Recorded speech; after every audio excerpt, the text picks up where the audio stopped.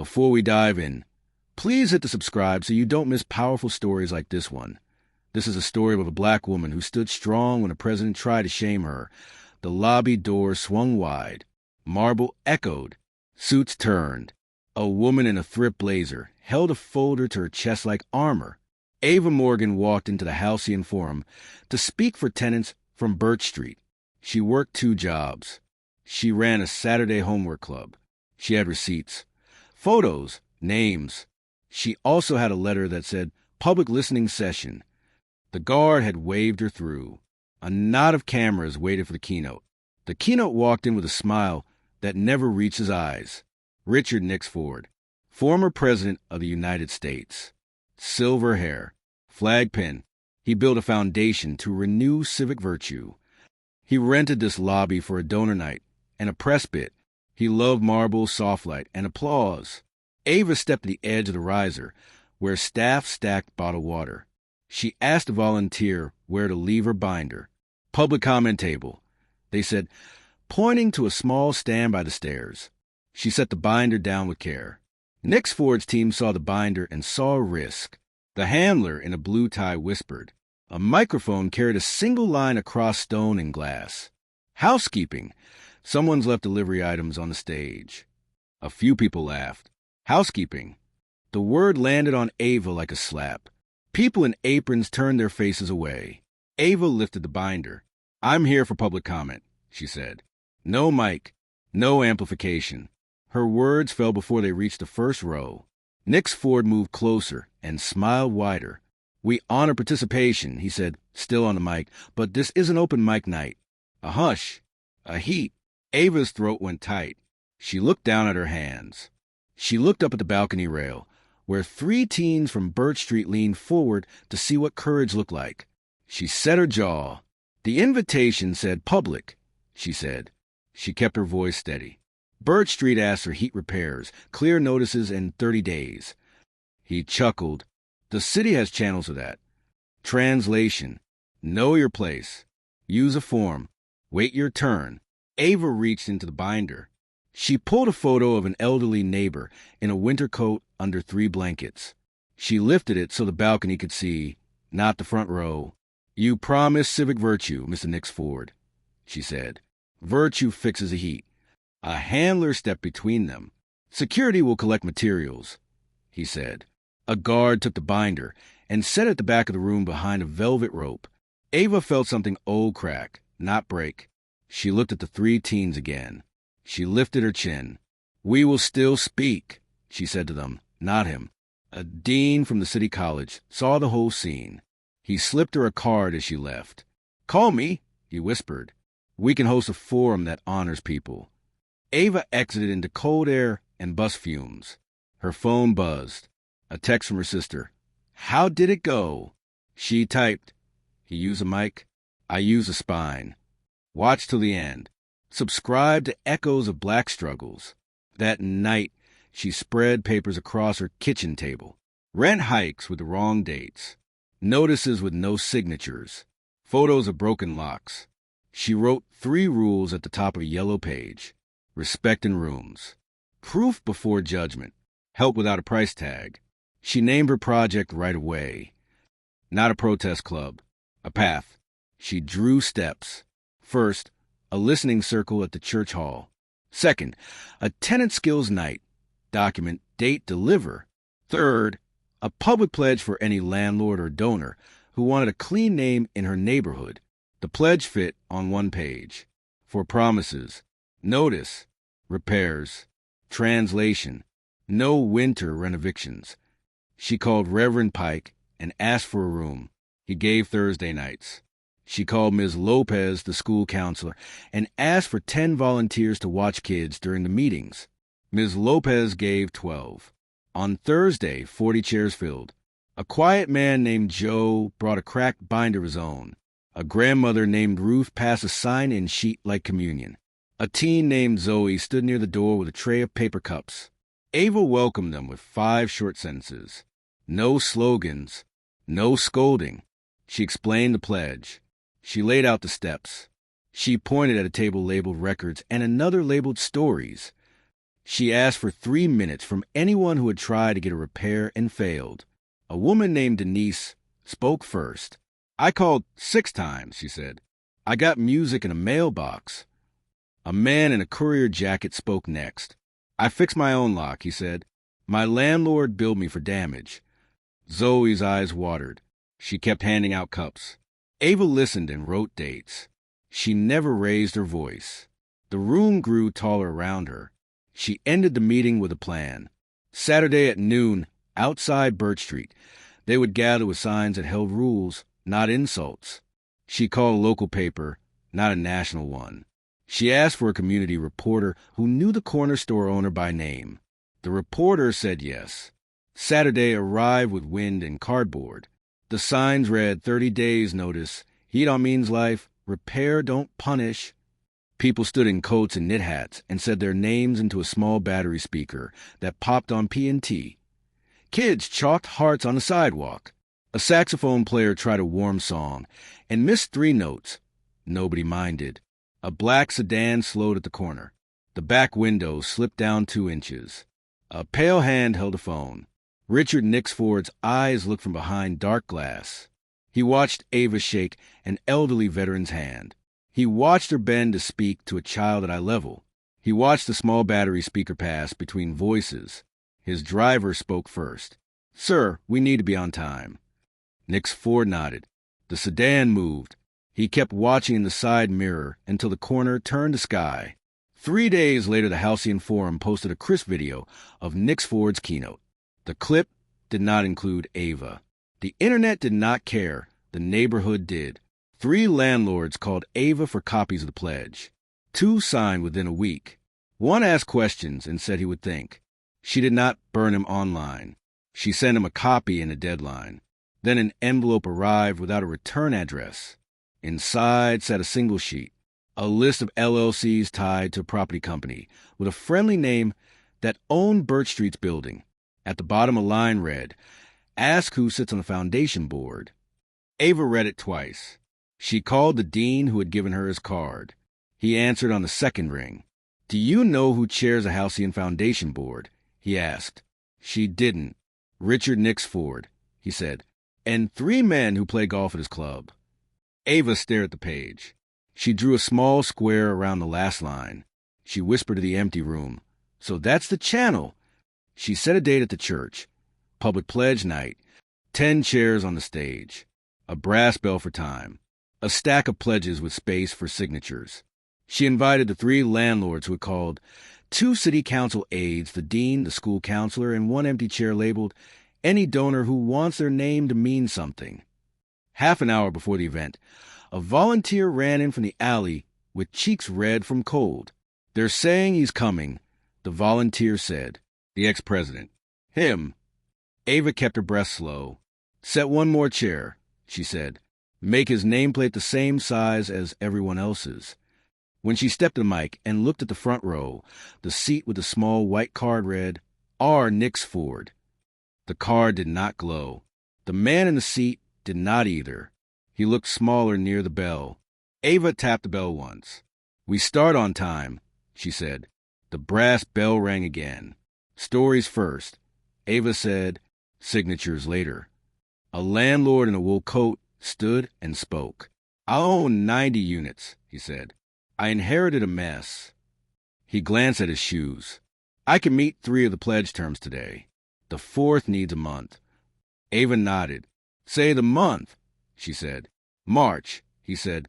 "Put March on the line," she replied. He did. The second landlord signed faster. "I already do these," she said. "I'll post them." A city aide spoke next. "We will publish a plain language guide to notices," she said. "We'll print versions in Spanish, Vietnamese, and Haitian Creole by Friday." Ava thanked her. Someone in the 3rd row clapped once, hard. Then the empty chair scraped. Richard Nixford stood. He did not smile. "I'll sign your pledge," he said, with 1 revision. He lifted a pen. "I will commit my foundation to fund a winter repair clinic that covers labor for the poorest tenants, provided your group agrees not to politicize our events." Ava stared. She heard the old lobby echo inside her chest. housekeeping, delivery items, channels. She thought of the teens on the balcony rail, and the way their knuckles had whitened as they gripped the metal. She lifted the bell and set it down. "We don't trade silence for heat," she said. "We speak, then we fix." Murmurs, some nervous, some glad. Nix Ford kept his voice smooth. "The bickering class is loud these days," he said. "My foundation builds unity." "Unity without truth is a backdrop," Ava said. "Marble lights a mic. No room for a binder." He blinked once. He signed anyway. He crossed out no lines. He wrote no conditions. He sat down and stared at the floor for 3 breaths, then looked up at a face that hid its thoughts again. Watched till the end. Subscribed to echoes of black struggles. 2 weeks later, a white van with the Foundation logo pulled up to Birch Street. A crew stepped out with tool bags and quiet competence. They fixed a boiler sensor. They replaced 2 door sweeps. They showed a manager how to bleed radiators and wrote the steps on a yellow card taped near the pump. Ava brought them coffee and stayed out of the way. She made sure tenants knew the steps to request repairs under the new pledge. That night, a letter slid under her door. "You win the room this round," it said. "Careful how loud you ring your bell." She took a photo of the letter and saved it. She did not post it. She set the letter under her fridge magnet shaped like a lighthouse. The magnet held tight. Right-of-way grew. The church hall filled on Thursdays. A teacher from the middle school started a Know the Lease club for parents. The dean hosted a Saturday clinic at the college with law students who taught tenants how to keep a clean paper trail. A neighbor who repaired appliances trained 2 teens to fix stoves. Ava built a board with 3 rules. No cruelty. No rumors. No cash collected in this room. Donations went to the church fund with receipts. Then the invitation arrived. Halcyon announced a Civic Virtue Summit with a session titled Neighbor Power. The panel listed 3 names from new tenant groups across the city. The moderator's name was in big font, Richard Nix Ford. The dean called Ava. "They didn't invite you," he said. "They invited your shape." Ava smiled without humor. "He wants the picture," she said. "Not the noise." She bought a ticket. She sat in the back on the aisle in a navy dress she wore to graduations. She carried no binder this time. She carried a small bell in her coat pocket. The panel began with glossy words and a slideshow of faces. Warm filters. Hands raised. Kids at tables. The moderator's questions swam in syrup. How do we move beyond division? How do we build mutual respect? How do we lower the temperature? Ava waited. She watched the clock. Q&A began. She stood and walked to the mic with calm steps. Nix Ford saw her and froze for half a second. "My name is Ava Morgan," she said. "You remember my binder. You told a room this wasn't an open mic tonight. You asked how to lower the temperature. Heat runs now on Birch Street because a pledge put dates on the wall and a repair crew showed up.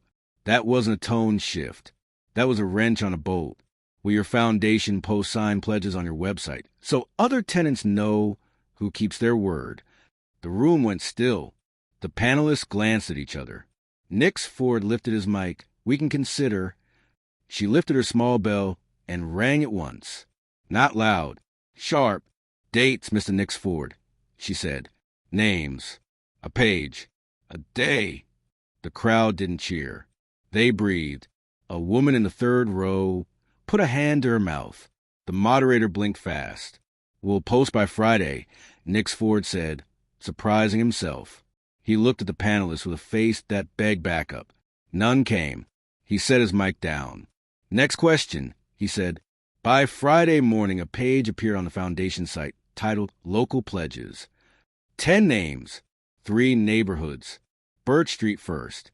A form at the bottom invited landlords to add theirs. The page had no marble. Black text on white. It worked. A week later, a donor dinner loomed. Rumor said Nix Ford would announce a new Civic Angels Circle. Ava did not care about the circle. She cared about the rumor that Halcyon had approached the city about a long lease on an old recreation center 2 blocks from Birch Street. A generational space with a gym, a stage, and a roof that needed patching. The city stalled for a decade. Now money wanted it. Ava drew a simple map for her group. If they take the rec center, she said, it must serve the kids who walk past it daily. We write a youth pledge. Open hours. Youth priority. A key for the school on snow days. We show up not to block, but to shape. They printed 10 copies. They brought pens. They asked the dean to walk with them to the meeting where the city would receive expressions of interest. They walked into a room with fluorescent lights and a clock that ticked too loud. The city staff looked surprised to see neighbors with binders and notepads. Halcyon's council sat at a table with a neat stack of folders. Nix Ford arrived with a raincoat and a careful smile. Ava slid her pledge across to the city staffer. Add this to any lease, she said. Let the building be a promise, not a stage. Nix Ford read the pledge. He looked up with an unreadable face. You write tight, he said. We live tight, she answered. He set the pledge on his council's folder. We'll include it, he said. Add a sentence that the gym stays free to residents 2 nights a week, Ava said. Put 2 in the line. He hesitated. 2, he said. Fine. The city staffer's pen scratched. They left the meeting into rain. The dean held his coat over his head and laughed. You don't blink, he said. I blink at home, Ava said, but not in those rooms. Her phone buzzed. A message from an unknown number. You got the gym. Enjoy the bill. She stared at the words as water ran off her cuff. She thought of roofs and leaks and kids and sneakers on polished wood. She thought of the pledge page that went up when she rang a bell. Then we fund the roof, she said to the dean. We asked the neighborhood first. He nodded. We'll pass a hat, he said. We'll also ask dull people. Dull people write big checks without drama. They did both. The roof fund filled faster than anyone guessed. A barber put a jar by his register. A teacher set up payroll pledges at the school. A bakery donated 10% of Saturday sales. A retired nurse left an envelope with a note for the kids who need a dry court and a warm stage. On opening night, the gym lights hummed. The floor shone. A little girl spun in socks and skidded and laughed. 2 teens taught a third how to shoot a layup without slamming the backboard. Ava stood under the exit sign and watched for quiet problems. A man in a suit walked in and stood by the door. Richard Nix Ford. No cameras. No speech. He looked up at the rafters with a face that showed the boy he once was before the marble and applause. He walked over to Ava. The page works, he said. We have 15 more pledges on the site. Good, she said. He nodded once, small. You were right about the wrench, he said. Words weren't enough. Not for heat, she said. He opened his mouth, then closed it. Your bell still rings in my head, he said quietly. It's not magic, she said. It's signals time. He looked like he might say, I'm sorry. He didn't. He walked to the bleachers and sat alone for 5 minutes and watched kids run. Then he left through the side door. 2 days later, a reporter called Ava for comment about a news story. A foundation staffer leaked emails, the reporter said. They show, stop. Your guideline asks for no cameras rolling at the end, no audit arcs. We stay inside community choices and personal change, not leaks. So the reporter asked about pledges instead. The story ran with one simple headline, Local Page Changes Habits. Ava clipped it and taped it next to the lighthouse magnet. That night her doorbell rang. On the mat sat a small box with no note. Inside, a brass bell. She smiled and frowned. A gift from whom? A test, a threat, a mirror. She set the new bell next to the old one and told herself not to read meanings into metal. The next morning she woke to an email from the city. Lease hearing next Tuesday. Public comments welcome. She closed her eyes and saw the marble lobby again. The binder behind rope. Housekeeping. Delivery items. The balcony rail. And 3 teen knuckles white with effort. She opened her eyes and typed 3 words to her group chat. Fill the room. The council chamber smelled like old varnish and new paper. Lamps lined the rail. A clerk read names with a voice that never rose. People shuffled in their coats and scarves and hope. Ava wore a navy dress and boots that didn't slip. She set her binder on the table in the second row and kept a copy of the pledge summary in her hand. The gym lights had shone 2 nights in a row. The roof held under rain. The kids slept hard. The neighborhood buzzed. Richard Nix Ford sat 2 rows behind her. No entourage. No pen. He held a folded copy of the pledge with a coffee stain on the corner.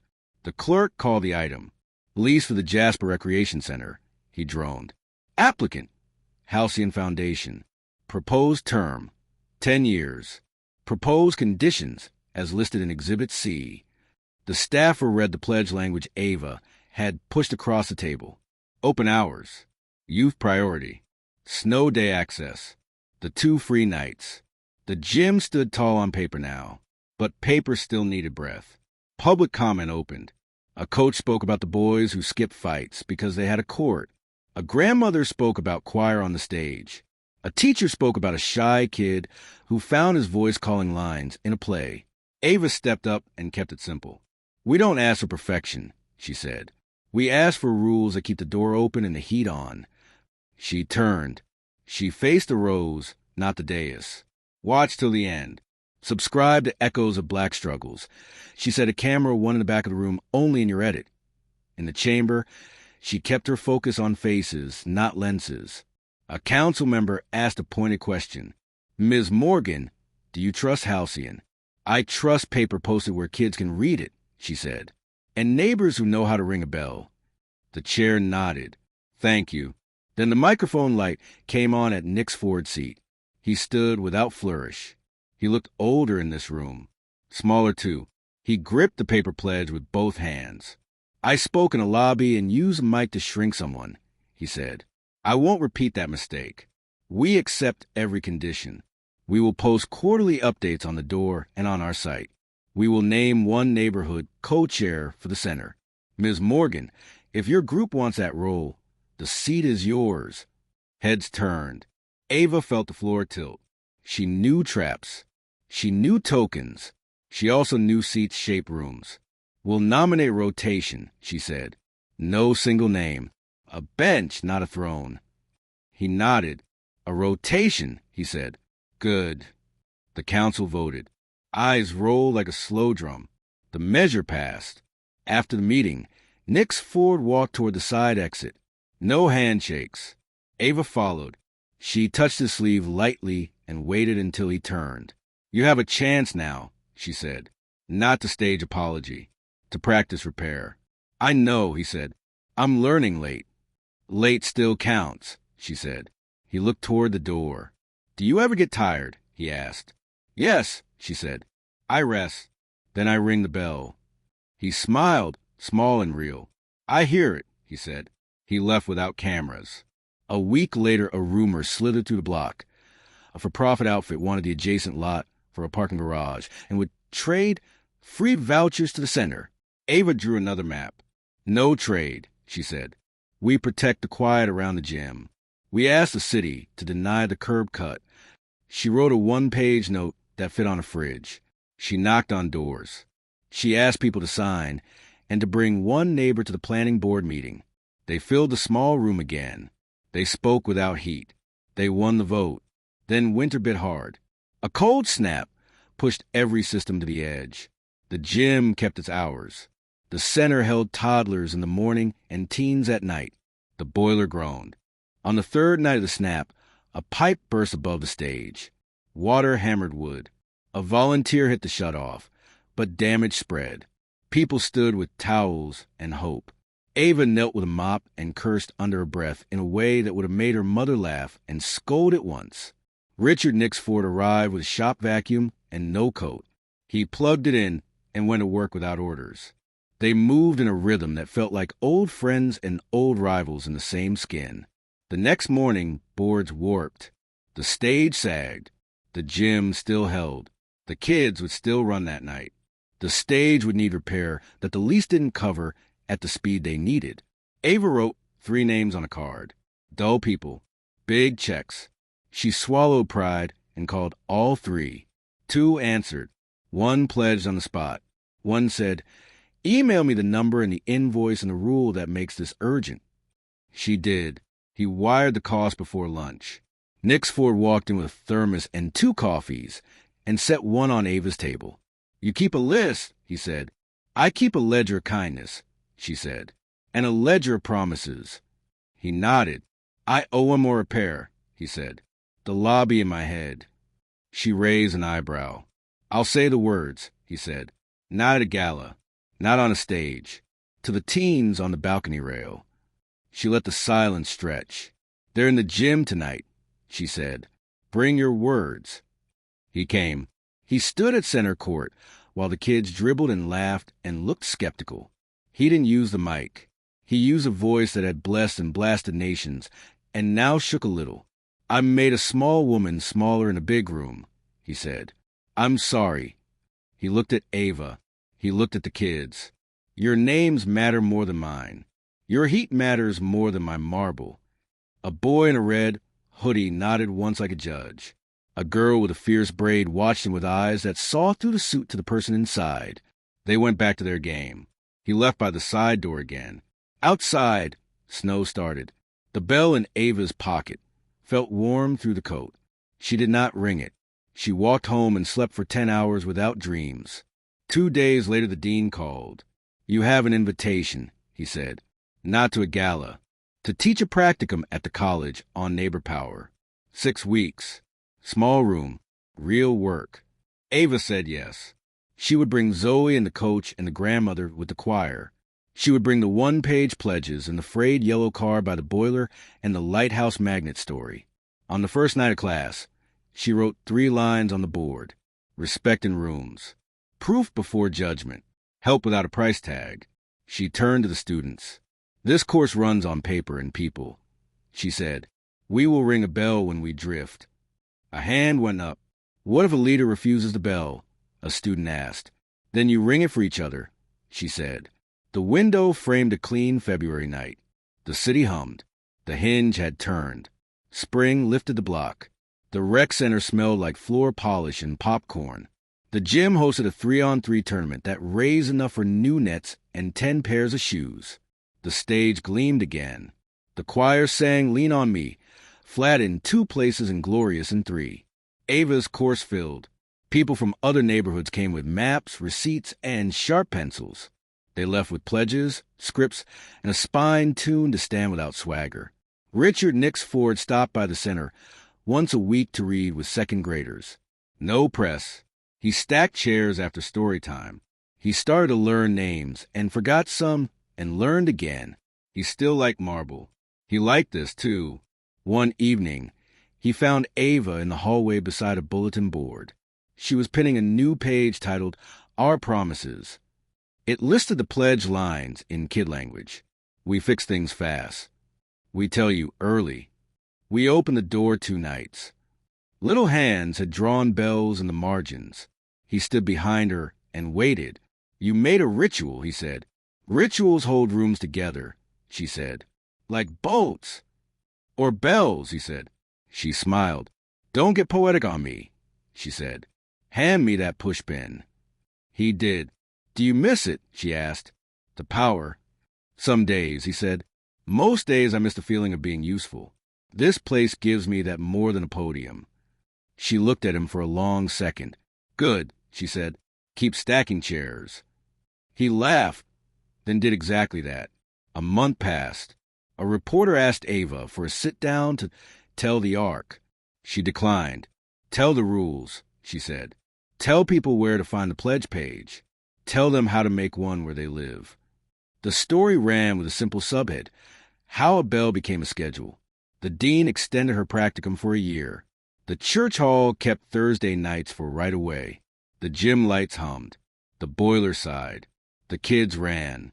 One evening, Ava stood in the doorway as Zoe locked up. The street smelled like rain and hot dough from the pizza place. The bell in her pocket felt light. "Do we still need it?" Zoe asked, nodding at the pocket. "Yes," Ava said, "for new rooms." They walked past the barber shop. The jar still sat by the register, now labeled court lights. A man in a suit held the door for them. Richard Nix Ford. He carried 2 pizzas like a civilian. "Don't drop the pepperoni," Zoe said deadpan. He grinned. He hesitated. "I know you don't chase cameras," he said to Ava, "but I'd like to record a short oral history for the center's archive, not a press piece. For the kids 50 years from now who will stand under that same roof and wonder who fixed it after the big freeze." She thought, "If Zoe and Mrs. Alvarez and Coach Reed sit with me," she said, "and if you ask 0 questions about elections." "Deal," he said. He almost saluted with the pizza boxes, caught himself, laughed. They recorded the history in the small library with the door open. A fan hummed. Kids walked past for water and looked in and waved. Ava told the story in 5 chapters, each ending with a bell, soft and clean. No cameras rolled at the end. No leaks. No audit arcs. A page held names and dates. A gym held laughter. A bell held time. Subscribe to Echoes of Black Struggles. Share this with one person who needs strength today. Don't forget to hit the like button and share it out. Thank you.